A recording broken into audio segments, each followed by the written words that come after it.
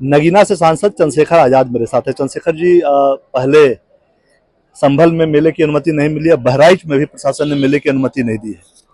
देखिए, मैं कह रहा हूं, सरकार संविधान के आधार पर कार्य नहीं कर रही है। जो कुछ पुरानी परंपराएं हैं, अगर उनमें आप कुछ चेंजेस करना चाहते हैं तो आपको विधानसभा में उसके लिए प्रस्ताव लाना चाहिए। आप कानून बनाएं, आप जो भी चाहते हैं, क्योंकि आज आप जो है जनता की वोट से बहुमत में है और आप जन भावनाओं को कुचल के, संविधान को कुचल के अपने हिसाब से प्रदेश को चलाना चाहते हैं। हालांकि मैं ये भी बता दूं कि इस मेले से अलावा मैं रोजगार मेले की भी चिंता करता हूं कि नौजवानों के लिए रोजगार मेले कब लगेंगे। जो पढ़ने वाले बच्चे हैं उनके लिए एजुकेशन में इस तरह के अवसर कैसे कैसे आएंगे कि वो अपनी पढ़ाई को जो है अच्छी तरह से कर पाए। और स्थिति ऐसी है कि पढ़े लिखे नौजवान को रोजगार नहीं है, महंगाई से निजात नहीं मिल रही है, किसान परेशान है,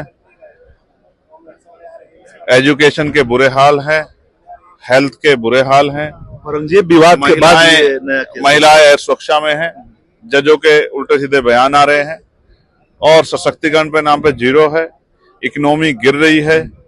और इन सब के बाद भी इन सब से ध्यान हटा के हम लोग उन मुद्दों पर ध्यान हमारा आकर्षित किया जा रहा है जिससे बुनियादी मुद्दे ढक जाएं।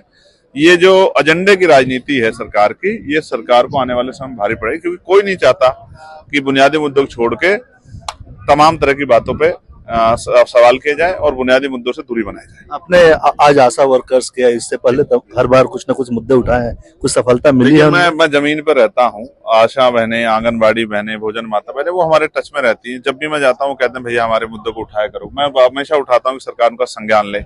आज मैंने आशा बहनों की वेतन वृद्धि का जो है, उनको राज्य कर्मचारी के दर्जे की मांग की है।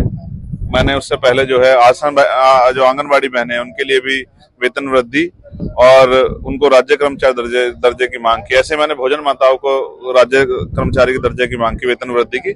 और सरकार के सामने ये सवाल है, क्योंकि करना उनके पास है, बहुमत उनके पास है, कि वो इन बहनों के साथ खड़ी है नहीं खड़ी है। और नहीं खड़ी है तो उन बहनों को भी सोचना है कि ये सरकार उनकी सरकार नहीं है, सरकार उनके खिलाफ सरकार है। आपने आज आशा वर्कर्स किया, इससे पहले तो हर बार कुछ न कुछ मुद्दे उठाए हैं, कुछ सफलता मिली है? मैं जमीन पर रहता हूँ। आशा बहने, आंगनबाड़ी बहने, भोजन माता बहने, वो हमारे टच में रहती हैं। जब भी मैं जाता हूँ कहते हैं भैया हमारे मुद्दों को उठाया करो। मैं हमेशा उठाता हूँ कि सरकार उनका संज्ञान ले।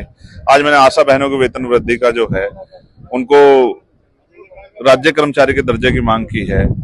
मैंने उससे पहले जो है जो आंगनबाड़ी बहने हैं उनके लिए भी वेतन वृद्धि और उनको राज्य कर्मचारी दर्जे की मांग की। ऐसे मैंने भोजन माताओं को राज्य कर्मचारी के दर्जे की मांग की, वेतन वृद्धि की।